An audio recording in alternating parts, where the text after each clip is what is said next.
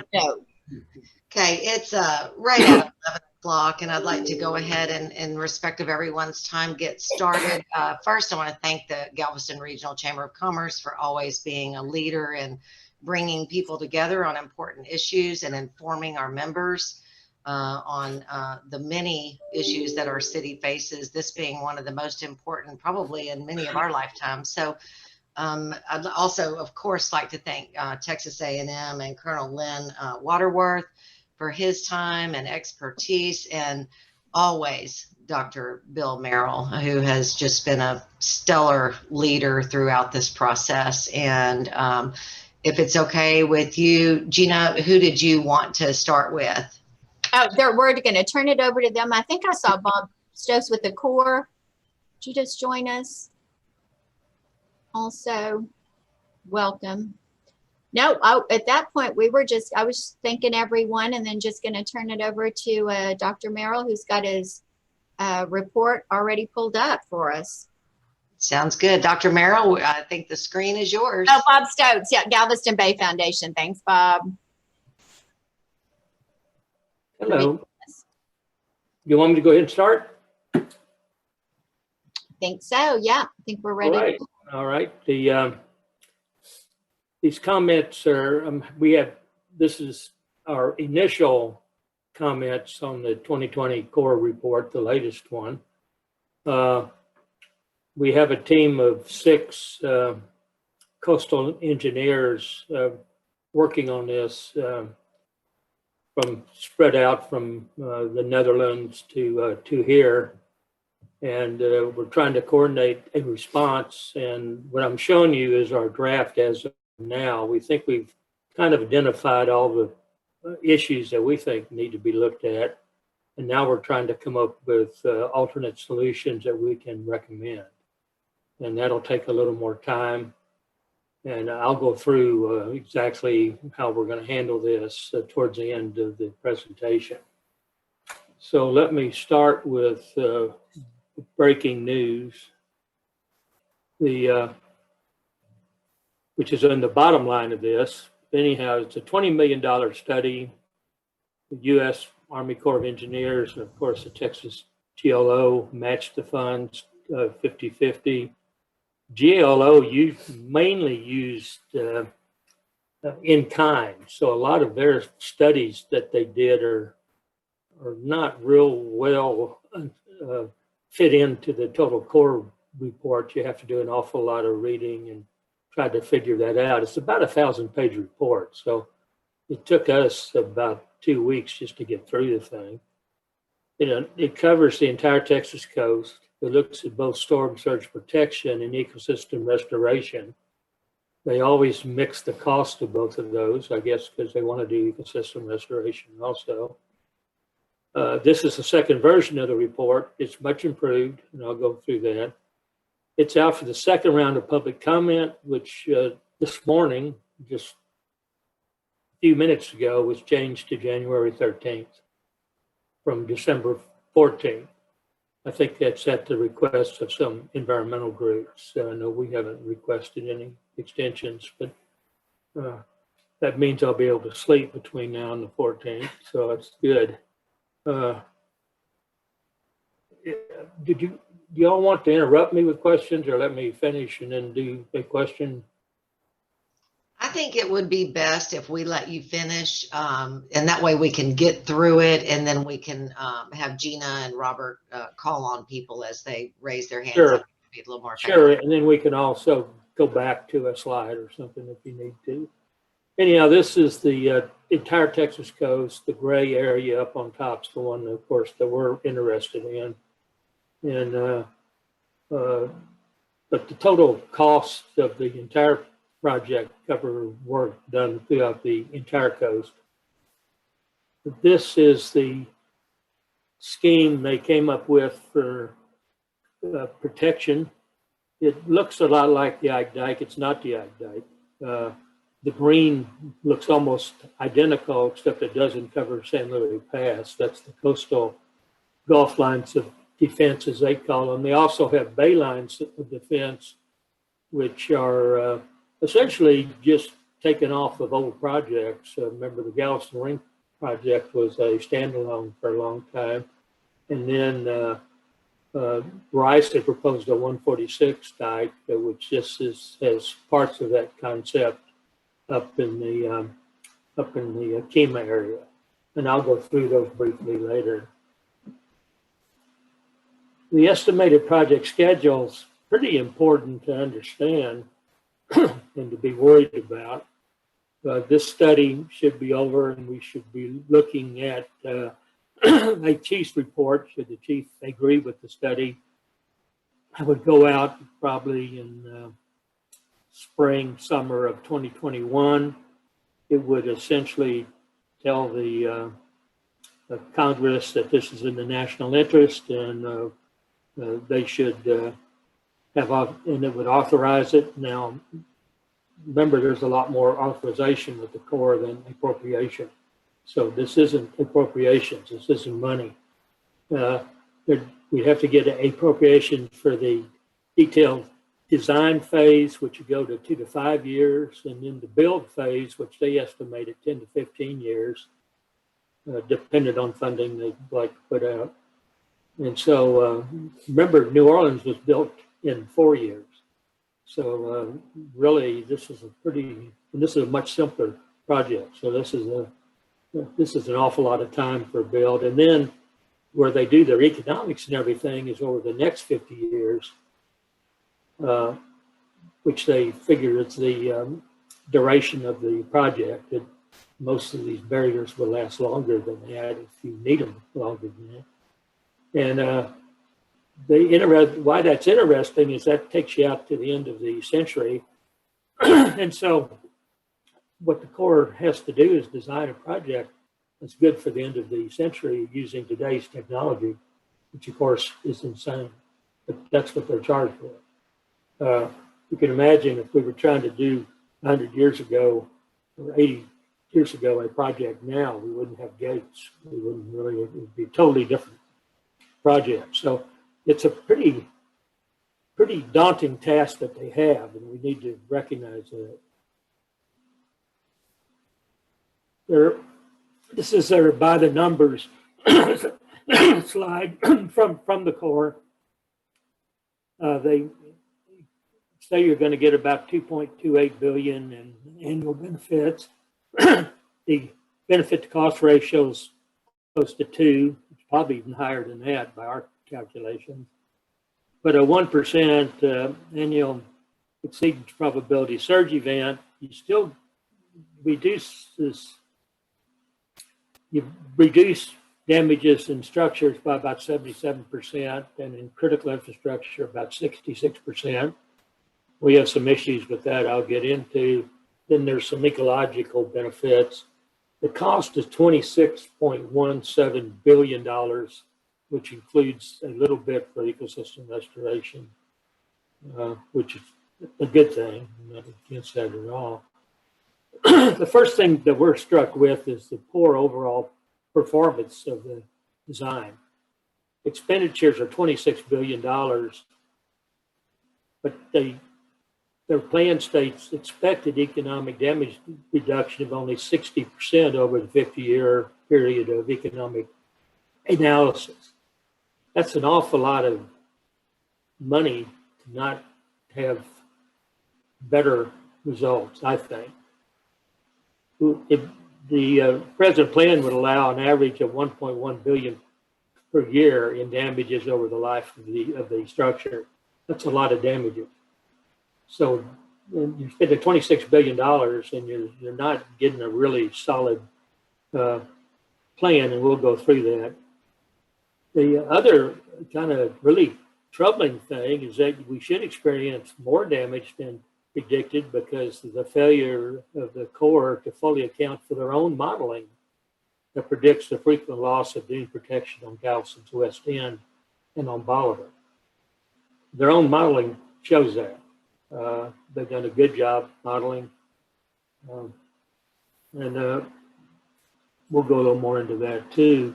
As I mentioned earlier, it looks similar to the Ag Dike, which we first proposed in 2008, a month after Ike. They have picked up on the coastal spine concept, but they've made it much weaker. And that weakness really has some problem. The Ike Dike, the intent is to shorten the coast by putting gates and other issues in there and strengthen the coastal surge defense like the Dutch have on their coast.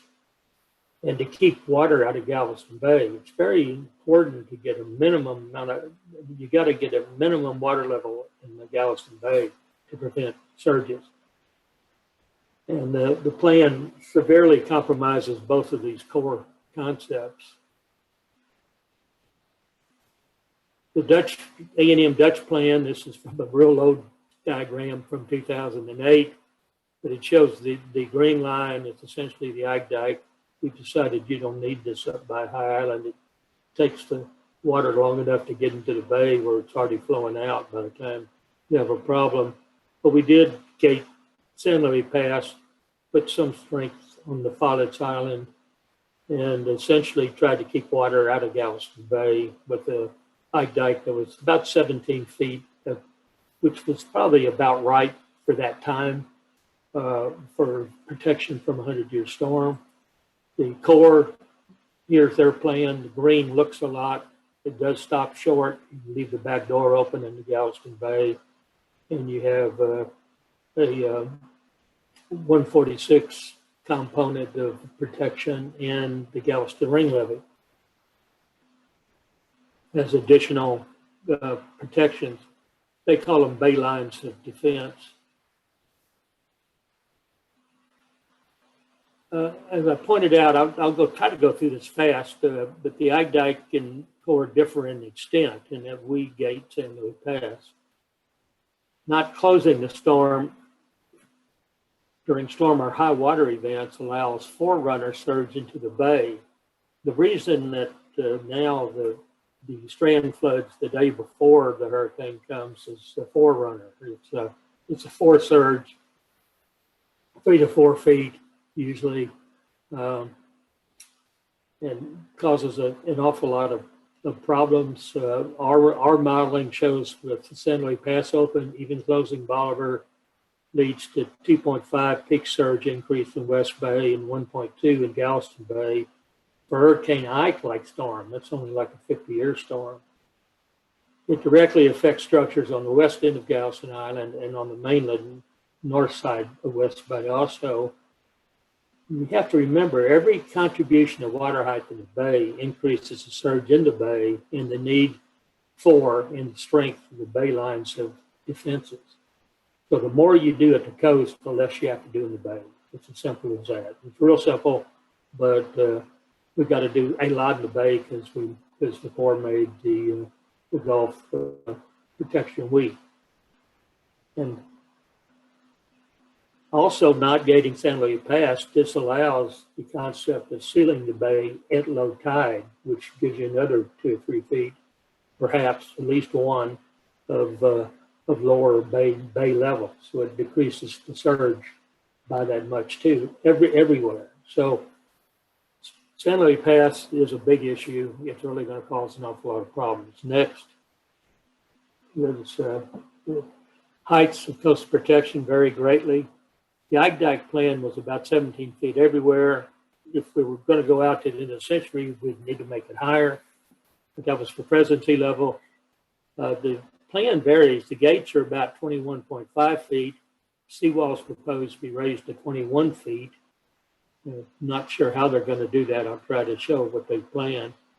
Land barriers, on the other hand, are 2 sand dunes at 12 and 14 feet with effective protection much less than those heights.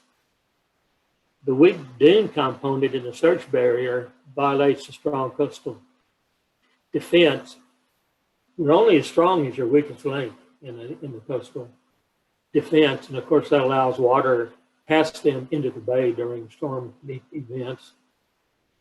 In a 100-year storm, the Ike Dike at 17 feet lowers water levels in the bay by an additional 3 to 6 feet compared to the core plan, to give you an idea of how much more surge you would have under their plan. I'm going to divert a little bit just to try to defend the core, which is counter to my to my personality, but I'm trying real hard. But accounting or not for future sea level rise causes problems. The Corps is charged to account for future sea level levels over a 50-year life of the structure and uses an additional 2.1 feet of water height for additional sea level rise for some of the modeling. Timing needs to consider the need to design, build, and then operate. So sea levels close to the end of the century are sometimes considered in designing the protection. They seem to do so in the gate design and increasing the seawall, which are both scoped at about 21 feet. That's about what you would expect for protection towards the end of the century. It's not evident in the ring barrier design at 14 feet, or of course the natural dunes at 12 and 14 feet, but essentially even designed it weaker than present sea level, much less future sea level. Next. So you're damned if you do, and you're damned if you don't. The process is difficult for large projects, especially those that expect a long lifetime under changing threats. Including significant sea level rise causes you to spend a lot of money now for larger, more expensive protection schemes that are needed now. And that's what the Corps, that's its problem. That's what it's trying to balance here. And today's work is obviously constrained to present technologies, although we know we'll have better technology in the future. Much of this added protection probably won't be needed until much later in the project life, from a probabilistic point of view on storms. But on the other hand, if you don't account for future sea level rise in your present plans, then your protection is going to be too weak in the future. So I'm going to go to the what I think are the biggest fatal flaw in this plan, the 12 and 14 foot sand dunes. The regional storm surge protection modeling was done assuming these dunes afforded 12-foot solid protection. This is the Corps' model. But the Corps' dune response modeling, which is a separate type of modeling, X-Beach, and they did a good job with it. We've copied their job, and we're also running models with a better program just to be sure that that we're right in this. But it shows that the dunes would be below 12 feet for 75 to 80% of the time. You've seen what's happened out on the West Beach during these near miss type of storms. That means that the Corps would be underperforming even their estimate of decreasing damages by 60%, despite spending over $26 billion. We now expect residual annual damages of $1.1 billion, split evenly between Galveston and West Bay. You see more in West Bay because you leave San Luis Pass open. The real performance will be even worse by their own modeling. I'm just using their modeling. I'm not using ours at this point. If you want to look at a natural solution, is what they call it. They don't have a natural solution with the dunes. They do have a natural approach. The solution is shown in the 2019 master's degree thesis by Rodriguez Galvez at TU Delft, a Spanish student. And he showed how large a natural dune would have to be to defend against a 100-year Gulf storm. And this was done using Galveston sand and everything. It'd have to be 22 feet high, 300 feet wide, and 100 foot wide at the crest. That would keep the 100-year storm from cutting all the way through it. It gives you an idea just how big a natural dune would have to be. These 12 and 14 foot dunes just aren't going to cut it.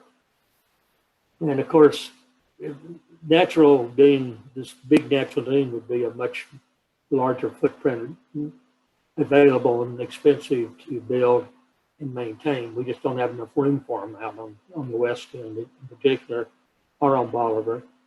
This is their plan. Gives you an idea. It's a 14-foot dune, a 12-foot dune. They've done a very good job of extending the beach. I think that's a great thing that they have planned. So the more beach, the better. It's your first line of defense. But then they just haven't put a strong enough dune field in. Next, this is a picture of the kind of before what it looks like on Bolivar or the west end.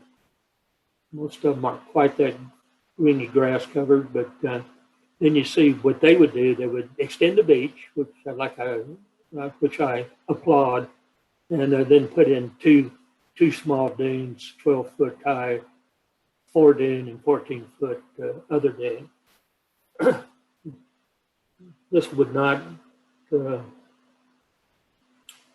I don't think this would be enough during this active but low energy season. We didn't really have a storm hit us. In fact, the winds were always offshore when we had the high tides and lost the dune field out on West Beach. U.S. plan calls for restoration of the dune field about every 6 to 10 years. And this, of course, so you're not going to have some of these dunes out there at all for some of that time. And this will be a considerable expense passed to the entity maintaining the structure. The Corps will build, but they will not maintain. Between restorations, the entire Houston Galveston region, as well as the local, homeowners or area, is more vulnerable to damages. We continue to recommend hybrid dunes as a stronger alternative. Oh,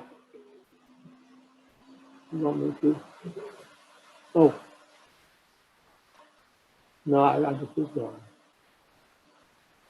I don't know. Technical file. Hybrid dunes that we've been working on, especially Jens Figlitz from A&M Galveston, are a viable alternative. They're sand covered but have a hardened core, provide much more protection, and they can be made higher if desired to better match heights of gates in the seawall. But they can occupy a similar footprint as the core design. These are a couple existing hybrids that have taken many of you over to the Netherlands to see.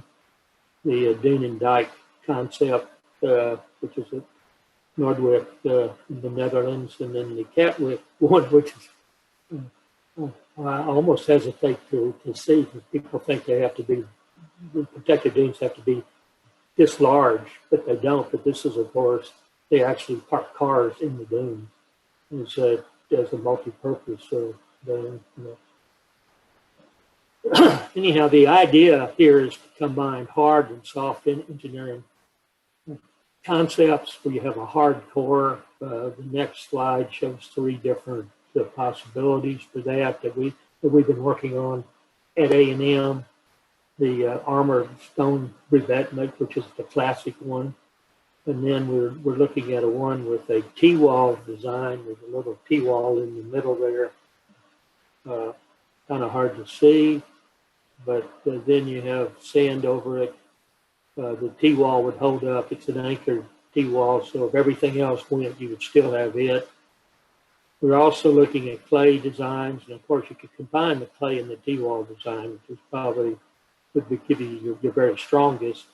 But it's pretty, clay is much less expensive than sand, and it packs down pretty damn well.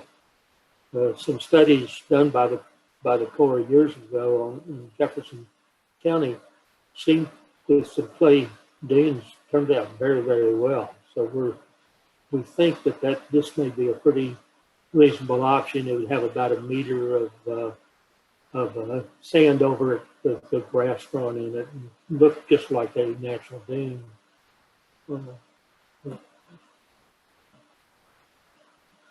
So, in summary, fortified dunes, the hybrid dunes, they're widely used and accepted. They had the same appearance as natural dunes, could provide higher protection, 17 feet. Using the core 2-dune concept, we could put a smaller geotube or a natural dune in front of a larger solid core dune. Getting out a geotube dune now would allow some immediate protection for Galveston's west end and Bolivar, which are pretty much not protected right now because of the dune loss during the last season. Turning to the Bolivar Road gates, I won't spend much time on them, but be happy to talk more, and we'll of course have more in our report. The Corps very smartly worked with the ice storm barrier operators. Ice Storm is an international organization of all the barrier operators in the world in a workshop, and they greatly improved the design over the last version, and they've reduced the impact on water flows into the Gulf and Bay, between the Gulf and Bay. There's about a 7 to 10% reduction in the tidal prism. That's the best of any gates in the world, by the way, should they build them. And it should cause no major impacts on circulation and property distribution in Galveston Bay. So I'm very encouraged with that. Our modeling seemed to show that about a 30% reduction, you could start having problems. And they had the early design at 27%, so we were getting it to 7/10 is a wonderful thing.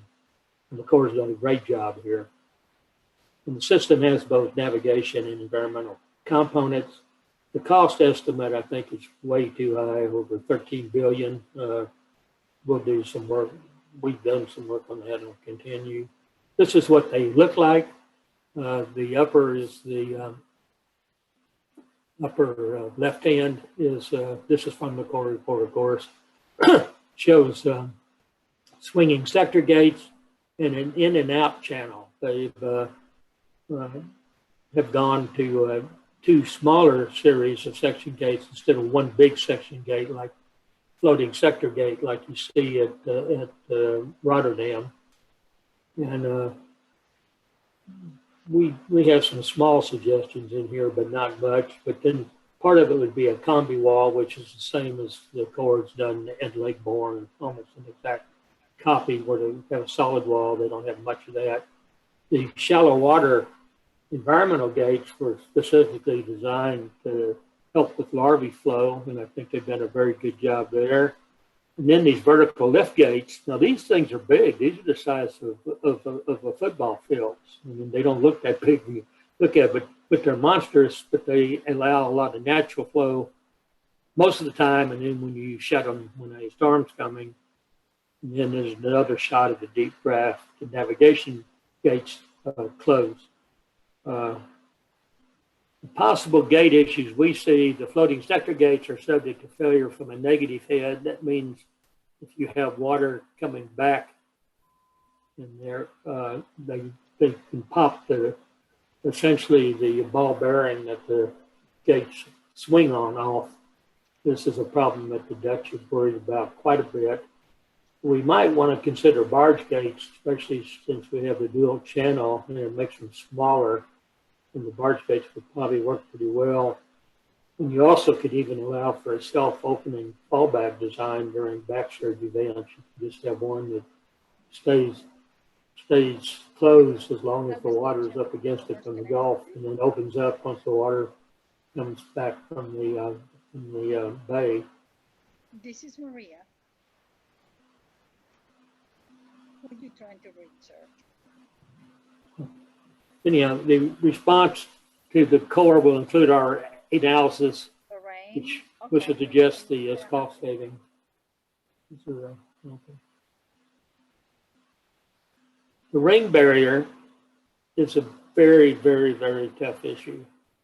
This concept was first appeared as an alternate to the coastal spine concept. You'll remember it was put out about the same, not too many years after the coastal spine. By different people, and it was a standalone ring barrier. It was included as a base secondary protection measure in the option that the Corps selected in their first plan, but there never really has been no analysis of its benefits over other secondary measures. So it was kind of just included. It in the Keem area were included because there were other standalone options for them. The Bryce 146 dike, you remember, in one of Bryce's many options that improved the bay, in their opinion, and then in the Galveston Ring Levee. there's been no consideration of political or social issues involved in separating the city of Galveston into a highly protected, very highly protected, and if anything, a negatively impacted region. The West End, things are going to be worse with the ring barrier. If you're just outside the ring barrier, you have a back surge. That surge has to go somewhere. If the ring keeps it out of the eastern part of the city, it's going to hit the western part. There's no way around that. Water has to go somewhere. That's why we like the coastal spine so much over different bay issues.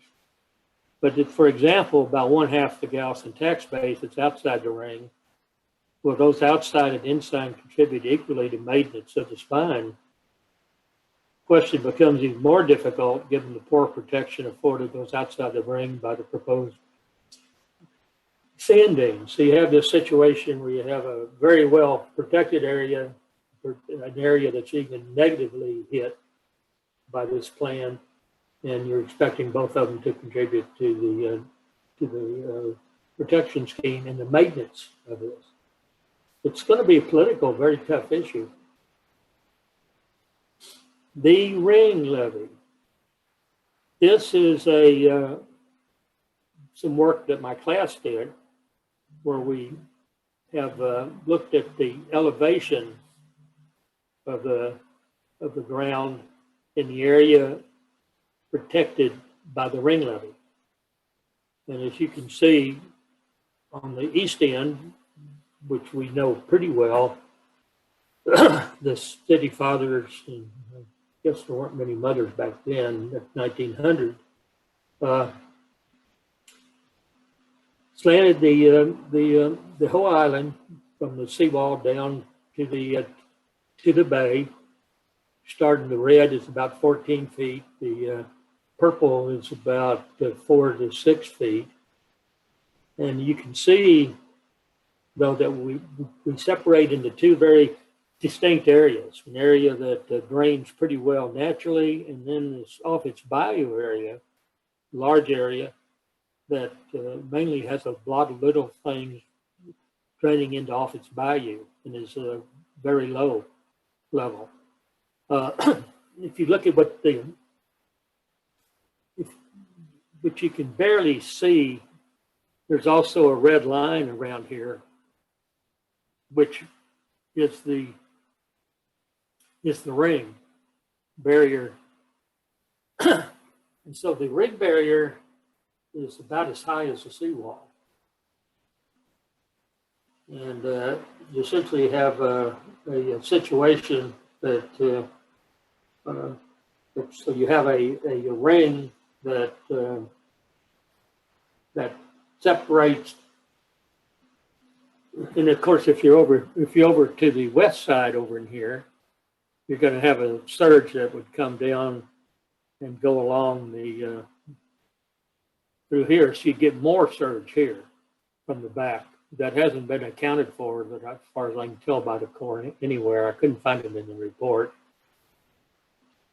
So this is essentially what we're looking at from a topographic point of view. Next shows the seawall improvements, but it also has a good view of the ring levee with the blue line through it here. The seawall improvement, as I call improvements, to get them up to 21 feet, they have a 4-foot barrier of some sort. It's not clear exactly what it is, on the other side of the boulevard from the Gulf. So it's on the land side of the boulevard. I'm not sure exactly how that's going to work. Some areas they work fairly easily, but as far as parking lots and businesses and that, I don't think it's going to work. It's going to be a very hard sell. It's hard for you to see, I know, but if you look at all those little orange dots, those are all vehicle over here. All those little orange dots are vehicle improvement areas. I don't know if that's 4-foot speed bump. I hope not. But, again, they want to raise the seawall to 21 feet. The only rationale there would be for future protection. But which is a good rationale for it. Next is the ring levee itself. I know this is hard to see. Essentially, it's as I described earlier in the topographic map, it's a ring around the eastern part of Galveston and the out to the airport, including off its bayou. The thing I want to emphasize here, it also gates off its bayou. So you have water flow into a gated off its bayou, a tough thing to deal with. Next, this is one little hunk of it. The Corps has done a very good job of trying to show you where the ring levee is. If you remember from their last report, it took us a month to figure out where the ring levee was even. This is where the ring levee is. They have essentially stick-up heights with the different dots and everything to get to this is for the planned 14-foot barrier. That won't be high enough because that's for present sea level with, it doesn't account for having San Luis Pass open. But if you look at it, you can see the ring. It kind of wanders around. You can see this little red area here that the arrow's pointing at. That's a pump station. They've got 4 pump stations. One of the major problems, and these 2 little green things here on the right below it are drainage improvements. One of the issues, and I'll bring this up again in a minute, is the Corps will pump it if you get it to the ring, but it's up to the city to get it to the ring. And so anything interior the city has to do. And I've been talking to the city quite a bit about this. The other issue here that's very interesting is the yellow thatched area up high, that neighborhood. And that they're going to do non-structural improvements there, like they are in the San Leon and the Kim area and Bay Cliff and those areas on the west. And so they would be raising houses and doing other issues there. It's interesting that they don't do any non-structural improvements on the west end of the island, or even on the near to the core on the other side. This is the only place I can find non-structural improvements associated with the ring levee. So this is, but anyhow, and to be fair to the Corps, they've done a beautiful job of, you can click on different, you go down to the lower left, you see the red dot that we're looking at right now, and you can go all the way around the barrier and look at exactly where the barrier is, what they think the stick-up height is going to be. I think they've done a very good job of displaying what you would be looking at. You don't have any, where they fail, you don't really have any pictures of what this is going to look like very well. And walls are about the worst possible way to deal with anything. Next. So the city work has to be completed and interfaced with the ring barrier if we're going to have a ring barrier. City is working pretty hard on active and planned drainage. Anybody who's tried to drive down Broadway knows that. And the ring covers that eastern raised part of the island that slopes from the seawall to the bay. And I think that we'll do a pretty good job there. The city's putting in some pumps now that will be, their pumps on 15th Street should be operated in a year or two. And so we'll start pumping before long. Pumps are in our future, Galveston, whether we like it or not. The western part of the ring barrier is much more complicated and a fairly constant elevation and numerous flows into a gated off its bayou. I don't think we've talked through all the different drainage problems there. And again, if the water gets behind the barrier through rainfall overtopping, the Corps will pump the water over the barrier into the bay. But in general, the city has to get it near the barrier. This is the New Orleans problem. The city can't get the water with their system to the ring, the New Orleans ring. If it gets to the ring, the Corps pumps it pretty well over the ring. I'm not convinced this interface has been fully planned. You wouldn't expect it to be fully planned right now, but you'd expect a little more coordination, and this will be a tough issue. Ring barrier overtopping. The elevation is set at 14 feet above sea level using present sea level. It doesn't account for path for future sea level, and it doesn't account for an open San Luis Pass, which would also have force surge in there, which would elevate all this more. Elevation should be more like 18 feet to account for future sea level rise and water buildup from the ungated San Luis Pass. Now, you also could knock that down by making the coastal spine strong. More wall height makes the wall much more obtrusive. A 4-foot wall is one thing, but then when you get to an 8-foot wall that you can't see over, it becomes a much different type of wall. And that's much of what you would see in this. I hate walls anyhow, so I'm prejudiced here. The 21-foot seawall seems to account for future evidence. Why not the rest of the ring? Only thing I can come up with, they were trying to make it less obtrusive and trying to listen to the citizens who have been worried about what it would look like. And I think that's probably where the dunes came from too, where we're more worried about the view field than protection. But the abrupt height change of 14-foot barrier to 21 at the seawall now needs to be handled to prevent movement of Gulf surge over the sand dunes, which won't last long, and then over the 14-foot ring barrier into the barrier. And then I know I sound like a broken record here, but this is the principal issue that I have, is that a stronger, more robust coastal spine lowers the required height cost of the Galveston ring barrier, like it does everything within the bay. Yeah. Summarizing the issues, which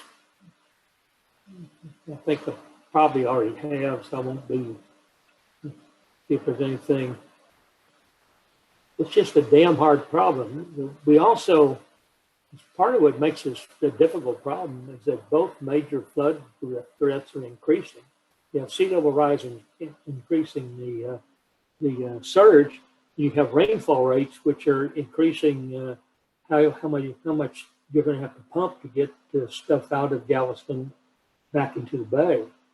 Of course, this is just going to get worse and worse as the bay gets higher and we have more nuisance flooding.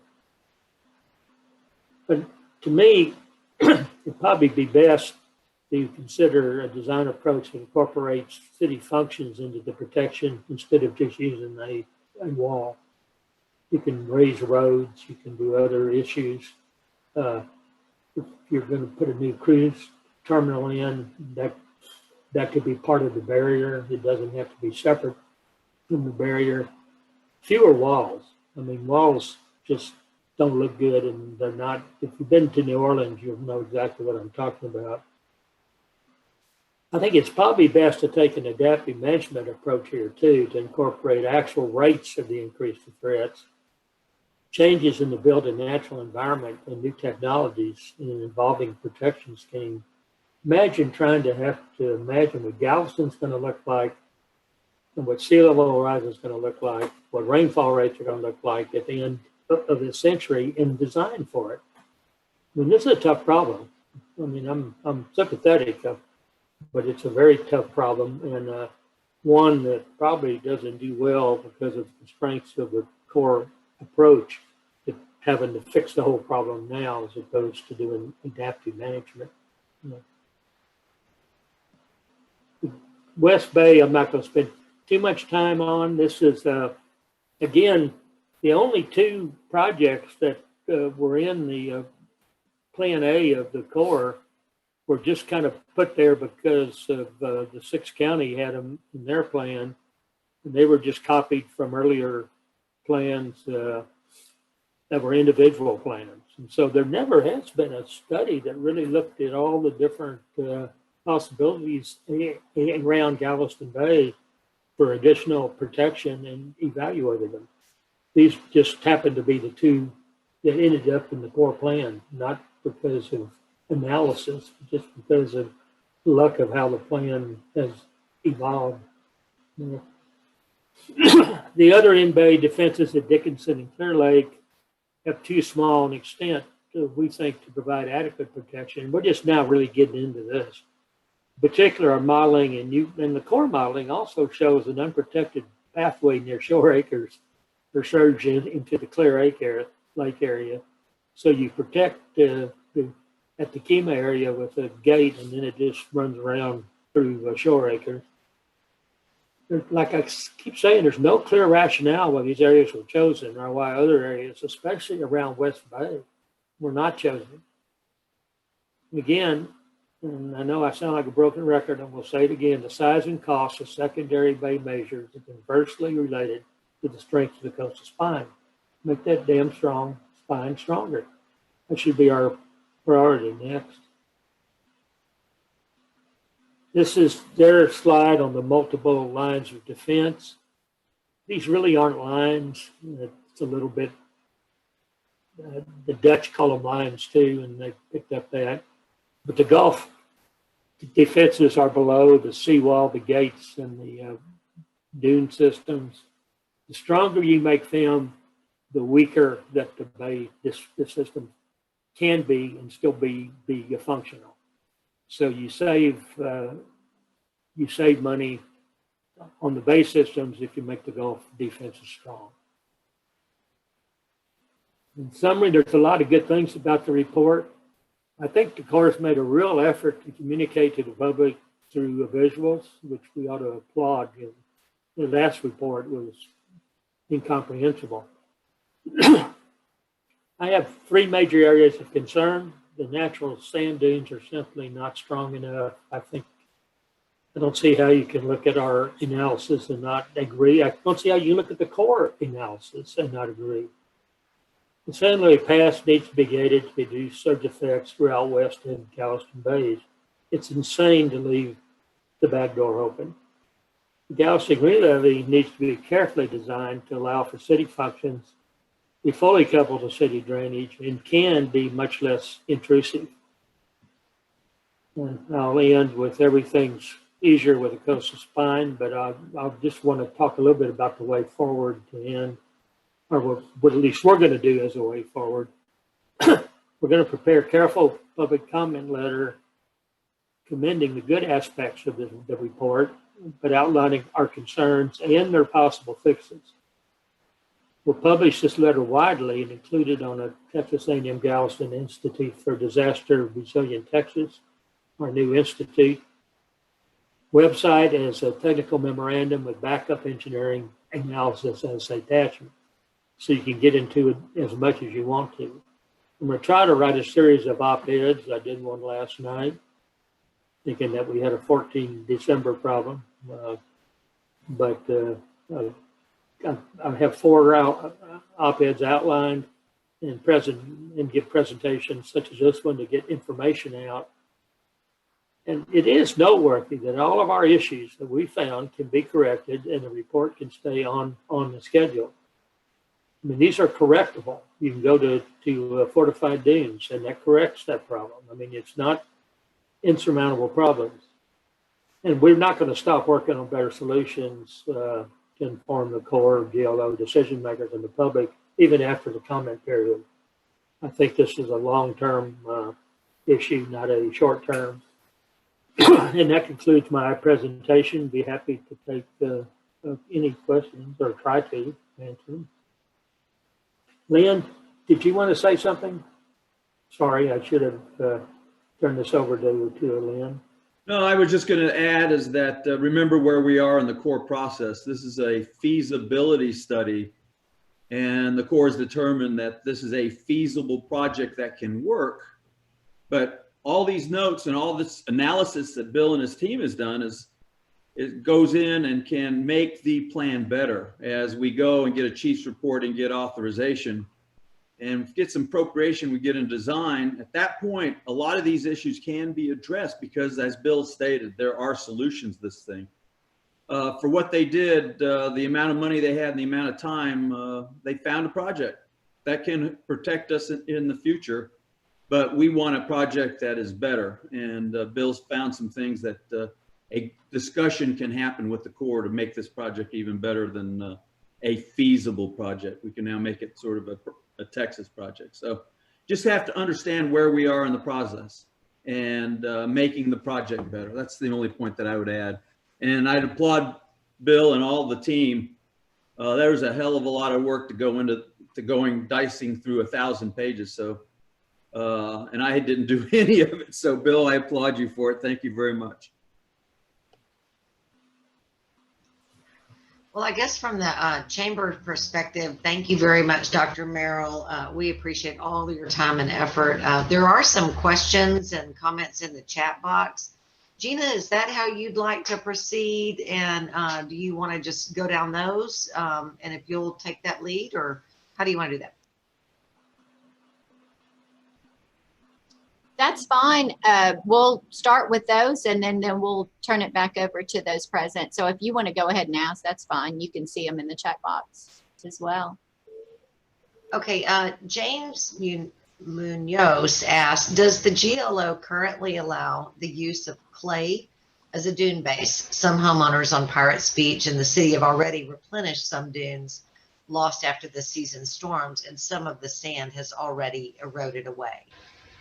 I don't know what the GLO does. I mean, I can't keep up with them. So they're in general, at one time, they did not like the use of anything but the natural sand. They've been traditionally against geotubes. I suspect that you'll have to ask the GLO on there, and I expect it would have to be a site-specific request.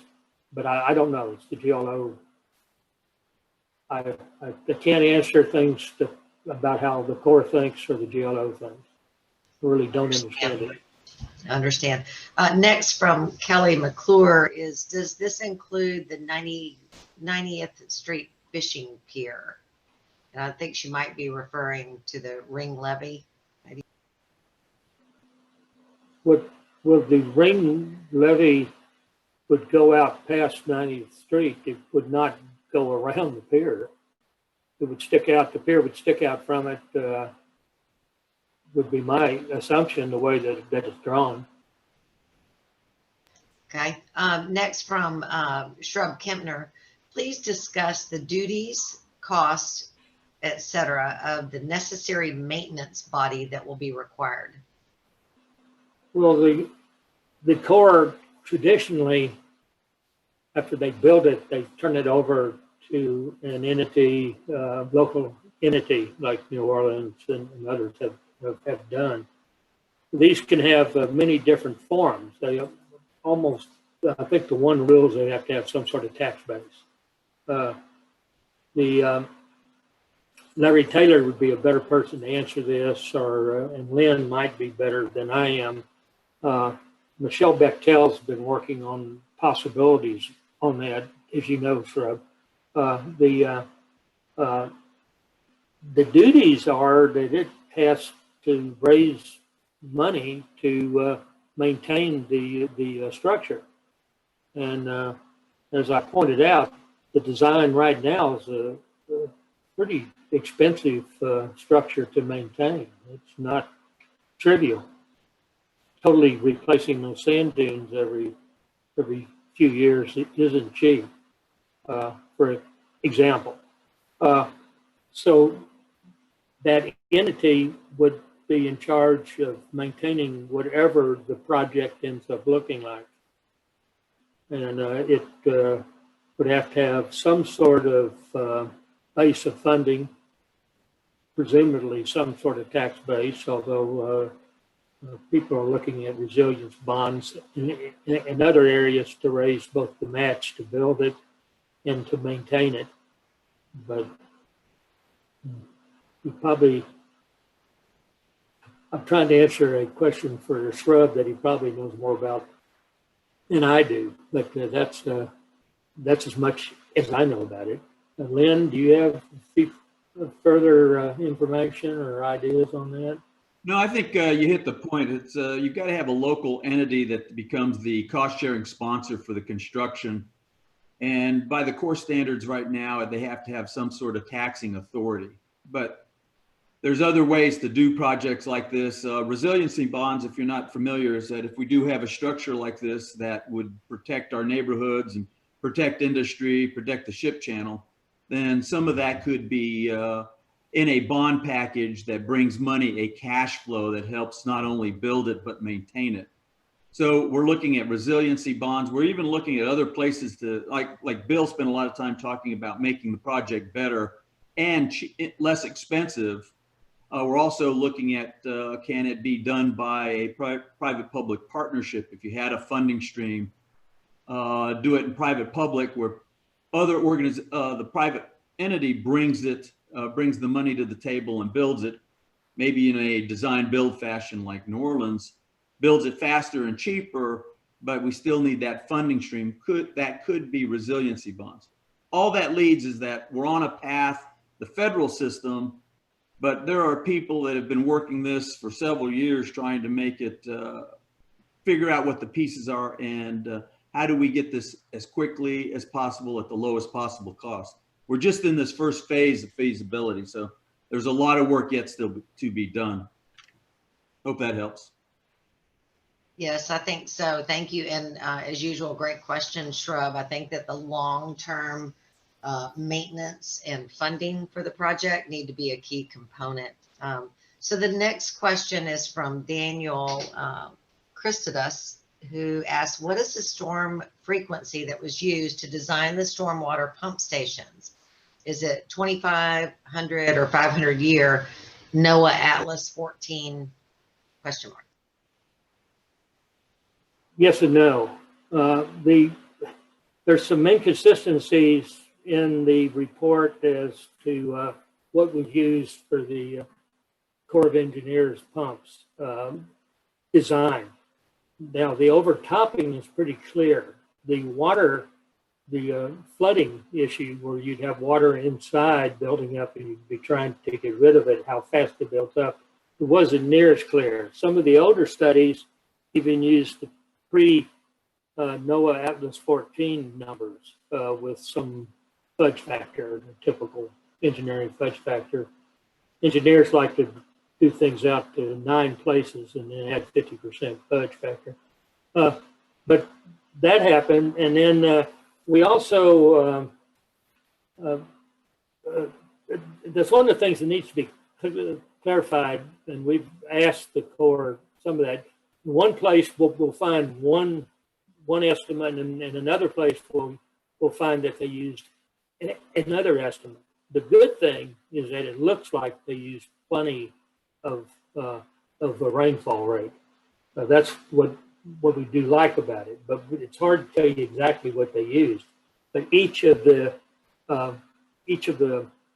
indications, when you add the fudge factor in that they put in there, seems to have at this time and for the foreseeable future, they've designed pumps now that would handle everything. They had to make the pumps 5 times as big at the office value to give you an idea after some of the work that they've done. So I think they're trying to do that right, but I think that's been one of the places where the GLO has actually funded some of these studies, and they have it interfaced perfectly with the Corps, and that's as best as I can tell you, Daniel. And I want to thank Daniel for all the hard work he's doing for the city. The city's really making progress on their drainage issues. So. Thank you, Dr. Merrill. So the next question is, what does the Corps estimate annual maintenance costs to be? That's from Bob Stokes. I'm not sure. I mean, you really, I mean, the plan they have would require an annual maintenance of about every 6 to 10 years, depending on what part of the report you're looking at. essentially redoing those dune fields, and that would be extremely expensive. Typically, annual maintenance costs run about 0.5% to 1%. You know, more like 0.5% though, to 0.8% of the cost of the project. I do think the Corps has this project costing way too high. And almost everything we do seems to indicate that. But I don't. You just have to ask the Corps to break down their annual maintenance and the issues. The gates have a little higher maintenance, typically 0.8 of their cost. Land barriers are typically more like 0.5% a year. Okay, thank you, Dr. Merrill. Gina, if you don't mind, could we come up with a list of the questions that Dr. Merrill was not able to answer, and maybe we could circle back around with the Corps and ask them to answer them for our members. You know, I can't stress enough that if we don't even know what the maintenance costs on this are, we're in big trouble. So next question though, environmental considerations. This is from Bonnie Farmer. Salinity, Bay Foundation or others' opinions do, and Dr. Merrill, of course, environmental considerations, salinity. Well, my major concern when I came up with this basic concept was whether the flows in and out of the bay at Bolivar Roads with the gate system would be enough to maintain ecosystem function for the bay, because if it wasn't, we shouldn't do the project. It's that simple. I'm convinced that they can be maintained. I think the water flows and the property distributions, the salinity, and other areas can be maintained with this system. So I don't see that as a major problem. The other nice thing about the coastal spine is that it really doesn't take a blade of seagrass or anything. The only environmental issues that you really come up with are the small islands that the gates are on, and you can certainly fix that fairly easily. So I mean, all that tends to work pretty well. I don't see a major environmental problem with this system.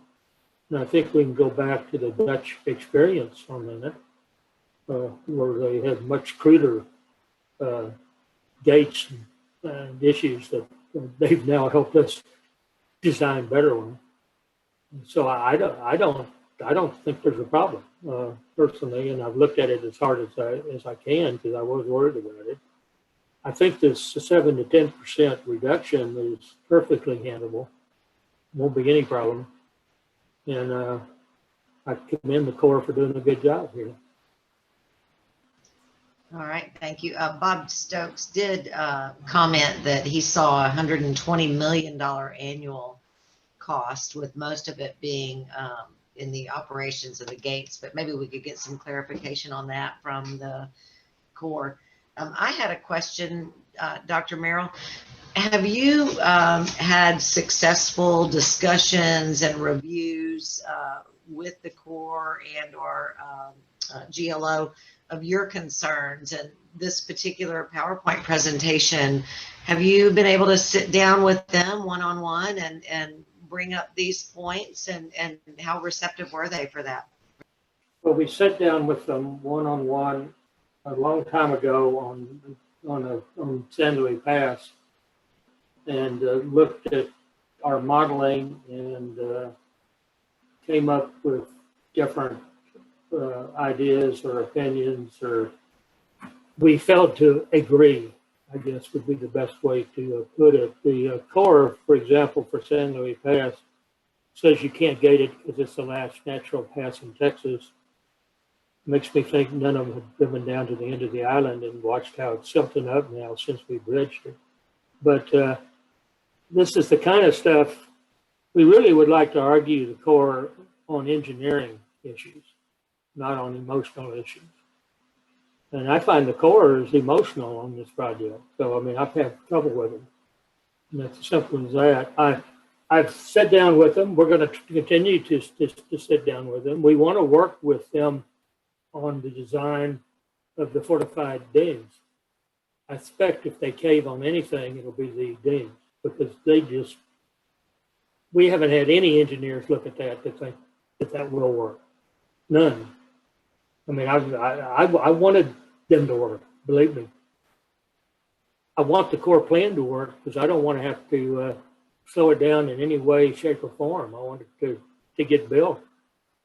You know, I'm 77 now. I'd like to see this thing in my lifetime. It won't be in my professional lifetime, but it might be in if I live long enough and pursue happiness and all that kind of stuff. But the Corps is, I think, but I've had serious conversations with both GLO and with the Corps on my concerns. And while they listen, they haven't changed anything. And so I think, if anything, if you look at what the Corps was responsive to, it seemed to be concerns about making the ring barrier too strong and intrusive, so they actually lowered it past what they're charged to have it at, and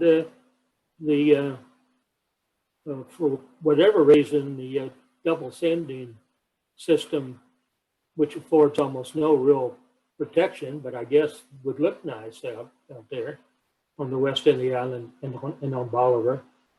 But I don't know if that was in response to citizens worried about view fields and other issues, which always come up, and there's nothing wrong with those issues. And for ones that you'd like to be able to accommodate, but the first purpose of the barrier is to be strong. And if you're not strong, you fail.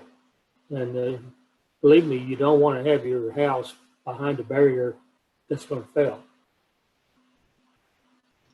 Okay, thank you, Dr. Merrill. You know, I think it's safe to say that the chamber has a amazing ability to bring the right people together in the right room, and that's a lot, says a great deal about Gina and her team. And I see that Representative Middleton is on the call, and I'm not sure if Senator Taylor is. I know he's been real involved with this in the past.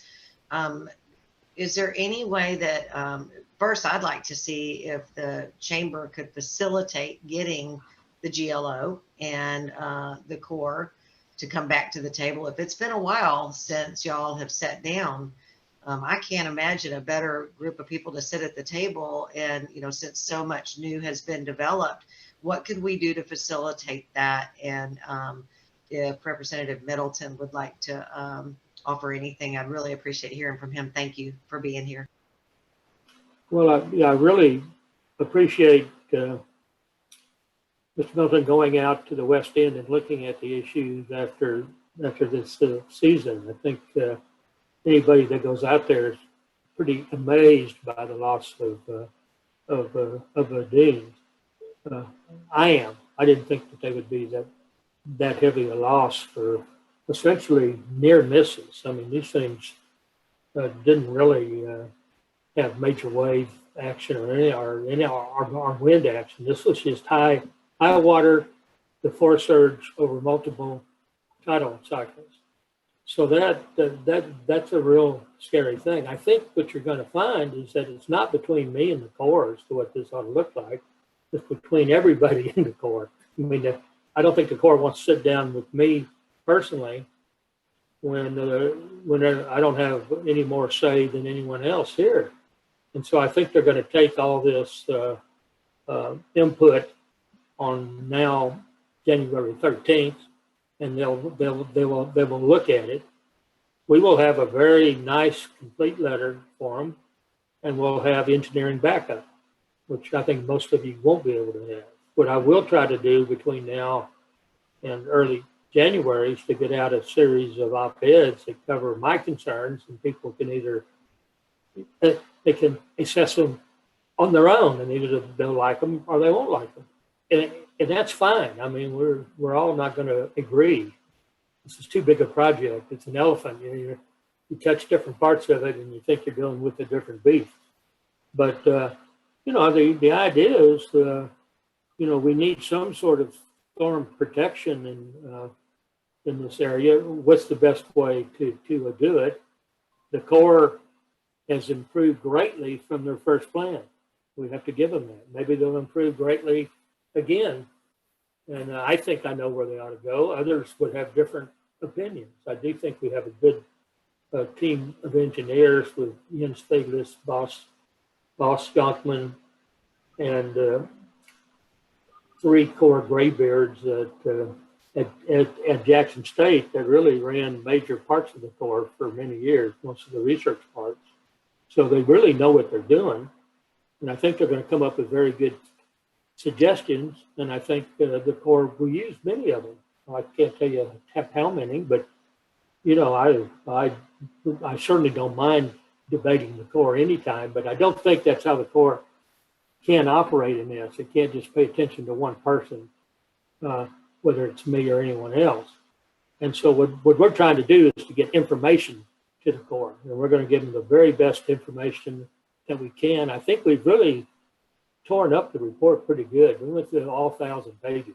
I think we found the issues that we think are important, and we're going to very, very carefully document those. And we're going to very carefully document what we think would be solutions.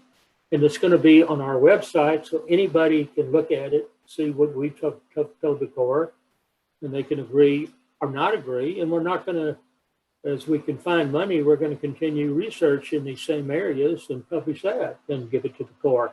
Everything we've ever done, we've sent to the Corps. Mm-hmm. I mean, it's not that we don't have, it's not like we're trying to hide something from them or anything. We always send it over there. It doesn't mean that they look at it. And they've been busy with their trying to get this report out. So anyhow, I think, I mean, I'm happy to always talk to anybody about this, but I think we're on a path now where we're in the formal Corps process, which is very structured and very rule specific, and we have to recognize that. And I think that we need to be very careful that we don't get the impression that we're trying to have one side of the citizens talk to the Corps and others not talk to the Corps, or that sort of thing. I think as I get these op-eds out, I would appreciate people who agree telling the Corps they agreed, or telling the Corps in their own words what they like, because I think the Corps did respond to public opinion. I think they over-responded in some areas. Yeah. Really do. I mean, so I think it's a good thing, and I think the Corps tried to do the right thing. I mean, I'm not trying to, I don't think there's evil people over there or any of this, but it is a bureaucracy, and it is a structure that's difficult to work with. And we have to recognize that as we try to work with it, and we have to play by their rules. Well, we understand that, and I think it was the chamber taking the lead initially, bringing A&M in and bringing the Corps and GLO and all of our local businesses together. And I think we need to continue in those efforts. We are, 800 members strong, and that's a lot of voices. And you're right, we're not all going to agree on everything. Totally understand that, but common sense needs to lead the way. And I think that the chamber has supported your original coastal spine plan. It's when they brought the ring barrier in and all the additional huge changes in the plan that the chamber stepped up and said, whoa, let's start having these meetings again and bringing our members to educate them. And I'd like to see us continue that. And, I think it's important that the chamber stay involved in this and, help you get your word out to our members and let them be exposed and have access to that information. It's so nice to have a layman's term explanation of the different issues. So, Gina, did you want to Neil, recognize anybody else? question. Neil Gary, did you have a question or were you just stretching? I saw some hand. Well, Gina, in the discussion of how to pay for it in the future, I think my comment was whimsical that how about consideration of an LNG plant or maybe a desalination plant on Pelican Island to help pay for things. But that was an aside. Okay. Definitely One worth of the things considering. I'd like to just comment on is, Dr. Merrill, thank you so much for your work. We have not wavered one bit from our support since 2008, so know that we're there for you. One of the things that I think work really well within chambers, and when we have coastal issues like the TWIA, one of the things that we can do is always include your letter and recommendations to our memberships and beyond. And then what makes it easier for people to do, a lot of people don't want to go to the public meetings, they don't want to speak in public, but what we can do is send them a template of support and they could go on and accept that and then tell them where they need to send it. And if they receive thousands of people in support of your proposed plan, that tends to matter. And it works really beautifully across the state. And like I said, when we do shared coastal issues with our chamber partners, our chambers within the region and state, that's how we always address it. So just Sure. that's an opportunity. The more we can give them and the less that people have to do really works well. So a template, a letter, I support this. I'm against the ring barrier. I mean, just make it super easy. And I think you'll find a lot of support. And one of the questions I had, it was hard for me to see, so I wasn't sure about the new ring and where it went. I know at one point it went, Howie Bentley, our chair, is also on here. He was sort of outside that barrier.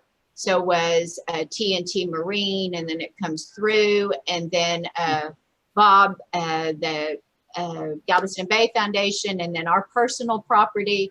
It goes straight through our personal property, our little farm, and then up to Diamond Beach. So describe to us, if you will, and you talked about our tax base, what does that look like for all of us behind that lovely wall, even with that new height in the 100-year storm, or maybe just a 50-year storm? What do we look like behind that wall? And what are those businesses like TNT Marine and our friend Howie and everyone that's behind that? What does that look like for us? Well, pretty simply stated, anything outside of the ring is going to get additional damage. Anything inside the ring should be protected. You know, there's a lot of ifs. You know, it has to be built right. It has to do this. You have to. Every gate has to close. Look at all the roads going through there. Every one of those roads has to have a gate. Mm-hmm. The maintenance on this thing is going to be horrific. I mean, that's part of the problem. I've been dealing with it. It's a really tough problem. I mean, to be fair to the Corps, they're dealing with an extremely tough problem. To be unfair to them, they picked it for no real good reason. I mean, that was one of the odd things, is we went back and looked at the history of this, and essentially the 6th County just picked 2 areas that people had already worked on to look at. And the Corps picked those same 2 areas without doing an analysis. If anybody's screwed on this thing, it's the west end of the island. They get a poor barrier from the Gulf, and they get no protection from the bay, not even a breakwater. I mean, nothing. It makes very little sense to me if you were backing off and just looking at it right now, saying, how would I protect some of the people around Galveston Bay? This wouldn't, you know, I'm going to say, okay, I'm going to protect half of Galveston really good, and I'm going to ignore the other half, and maybe even put them at additional risk. I think it's a tough political problem that they've ignored that you guys have. or we have. I mean, I'm part of this, but And I know you've heard it, but the economic impact for those of us that have invested some of us, you know, everything we had into our properties or businesses, our future plans on the West End, just with the thought, if that gets approved, the value of our property will decline. Who would want to invest in that probability that there will be that wall somewhere down the road? And so that's a major concern for a lot of people that are outside there for any kind of future development, and the probability of people selling any kind of investment that they have with the likelihood of that happening. yeah, I think typically it's been shown that if you have protection in one area and not in another, the settlements will favor protection. I mean, so loss of income outside of the wall. It's a tough issue. It hasn't been thoroughly looked at. The Dutch have gone away from walls, more towards raising roads, having different solutions. We deal with the landscape architects at the Netherlands a lot, and I'd like to get them over here to look at this problem, and hope to. We're right now, we're just trying to get this core report going, but I want to be sure that you understand I've always appreciated the support of the chamber, and I'll provide any information that I possibly can to you. And I think it'd be very helpful to get some of this information out. And I can assure you we have good engineers working on every aspect of everything that I've talked to you about, and double checking that we're right. I mean, we're not just trying to read the report. And to some extent, we're confused by the report. I mean, the report is somewhat confusing in areas in that it has a little different of slant here and there. So 1,000 pages, you might expect that.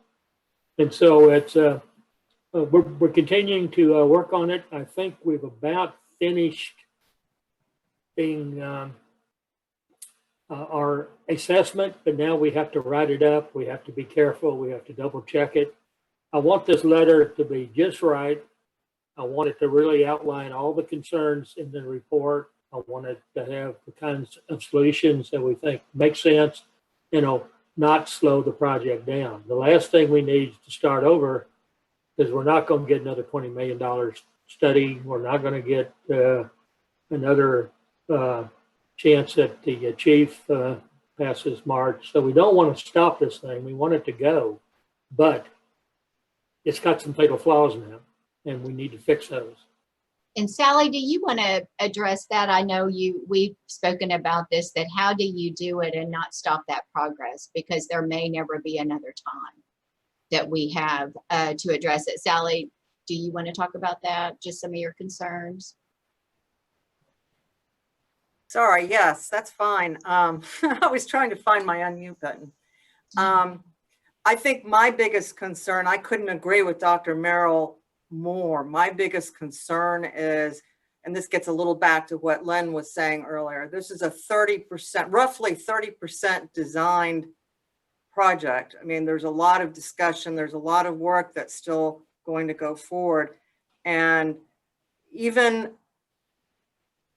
with all of the issues addressed by Dr. Merrill, this project is going to be a huge effort to get authorized in Congress. And the timing is such that if we can demonstrate our act together, support Senator Taylor's efforts to put forward advanced legislation identifying a non-federal sponsor, get a chief's report that can be presented to Congress, we can align ourselves up with the 2022 Water Resources Development Act, which Congress is at least scheduled to take up again in 2022. So, you know, trying to address these issues, the importance of these issues, getting this design, this project as close to what this community wants and needs for adequate protection, but without demonstrating tremendous fracture, because Congress will view that as an excuse not to authorize this. And so my concern is authorization is absolutely critical. Nothing's going to happen with this project even once it's authorized, because then we're going to have to go back and fight for the appropriations for the preliminary engineering and design. And that's another separate fight, you know. So my hope, and I appreciate Gina giving me a few minutes to repeat myself again, because I'm very, very concerned that we're going to miss an opportunity. I'd hate for that to happen. I think Lynn has said this in the past. The Corps has something like $98 billion worth of chief's reports sitting on the shelf that have never been funded. Well, you know, I think it's important to note that, you know, Sally with the city and Dr. Merrill with A&M and Gina and all of us with the chamber, we all want to see this move forward. And as typical, we all want to get to the same end goal, but there's a lot of different ways to get there. So I think that Gina helping Dr. Merrill get the message out and those questions answered in a unified front in that process is really important. And I would like to ask that Gina and Dr. Merrill, and maybe Sally too, get together and look at the best pathway forward. We can certainly distribute the information to our members, and strength is in numbers, and let's figure out a positive way to distribute that so we can all come together toward that. If it's okay, I just wanted to say, question. I just wanted to say something real quick, and then I want questions, but I just wanted to welcome Linda Goodry on this call. It's so great to see your face, friend, and thank you for all that you do for all of us every day and for covering this issue from the get-go. We appreciate and love you, and it's wonderful to see your face this morning. Thank you, dear. I love you all. And I remember when Dr. Merrill first announced this. So I'm on board. You've been our constant. Thank you. Thank you, honey. Okay, I think we'll take just a couple more questions. We're running out of time. But Colonel Fossum did ask about the strength of the proposed sand-only dunes. Will these dunes be as strong as natural dunes, or are natural dunes stronger due to the embedded layers of vegetation? These will have vegetation on them, and so they'll be very similar to natural dunes. But you know, I think in a few years you would call them natural dunes. Natural dunes just have been built up naturally. These will be bulldozed, but they will have the same properties essentially. So I don't think there's any issue there. The other issue, though, looking at natural dunes, we see that they don't hold up under normal hurricane conditions on the East Coast or the Gulf Coast on dunes about the same size as the ones the Corps proposes. So, you know, we can't find any argument for these dunes holding up under kinds of conditions we can expect over the next few years. Okay, thank you very much.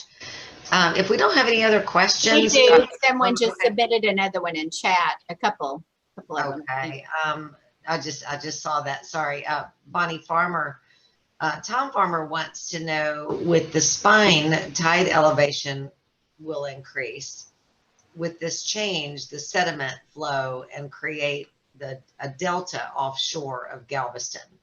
So will this change the sediment flow and create a delta flow off the shore of Galveston? No.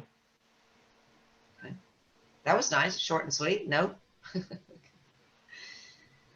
right. Any other questions or comments for Dr. Merrill? Dr. Merrill, just one last thing, and thank you again. I remember when we held our last meeting over at Texas A&M that Senator Taylor sponsored, and he sent his regrets. He had really actually was the one wanting us to desperately set this meeting up, but he's I believe is in Austin today. So I remember him just digging and asking the question on why the ring levy. And so when we asked that, what are the two top priorities that they would give us on why the ring levy is so important to them in this equation? The, I don't have any idea. The ring levy, just as I explained. I didn't walk away with anything either, but I thought maybe. No, I mean, I couldn't, I did listen. The ring levy was strongly supported by some East Enders here in Galveston. It was strongly supported as a standalone measure. They thought that's all that you really needed. You just put a ring around Galveston and you'd be okay. It turned out that would have to be so tall and so strong that was not too feasible. If you had a strong coastal spine, you could make that much, much smaller. The problem is the Corps did not design a strong coastal spine. So the ring levee still has to be big, still has to be stout. In fact, the ring levee is stouter than the coastal defenses.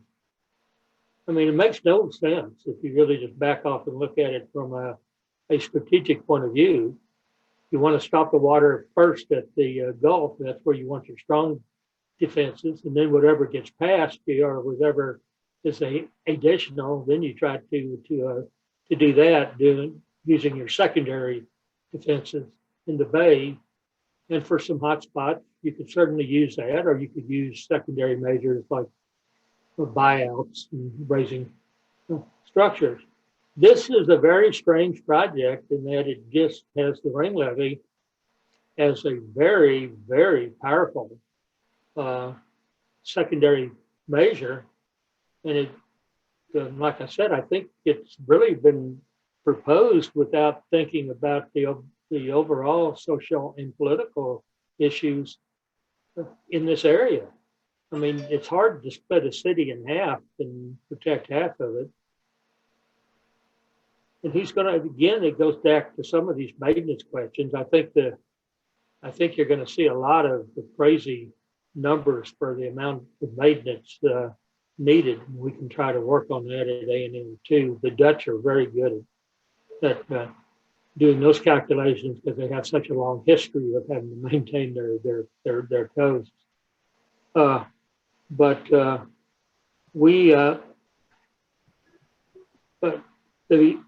ring levee, let me back off for just a second. We're going to have to do something about nuisance flooding. We're starting to get more and more of it on the island. That's because of higher and higher tides because of sea level rise. What we do about nuisance flooding will probably be a pretty good substitute for the ring levee. And that you're going to have to keep water out, and it would be very similar. But you can do that by raising roads. You don't have to have a big ring. You don't have to have a big wall. That's what kind of bothers me, I guess. I'm probably been over the Netherlands way too much. I'm becoming too Dutch, but they've avoided walls. They used to have walls, and now they decided that wasn't the way to go. That's why they put the strong barrier at the coast, where they wouldn't have to build these big walls. We're putting a weak barrier at the coast and building big walls. It's kind of crazy. Our approach is not, I think, the right approach. So that's what I've been trying to kind of, I know I get preachy on this, and sorry about that. I'm an academic, But, I ask you. Thank you so much. Okay, but anyhow, it wasn't a real good answer other than it just seems backwards to me. One of the things Senator Taylor said is, let's not drag this thing on because of the addition of the ring barrier. And that may be one of the things that we could ask A&M to look at is, could we move forward with the coastal spine and do the ring barrier at a later date after we have some progress with this? So that's something that I would like to ask too. Well, of course you can do that. Yeah, sure. Of course you can. And the idea is, we've always had the idea, get that strong coastal barrier in, and then you can decide what to do around Galveston Bay. And it may make sense to do, the Rice has wanted to do something up in the ship channel for years of something. It changes, but they're trying to protect the channel in particular.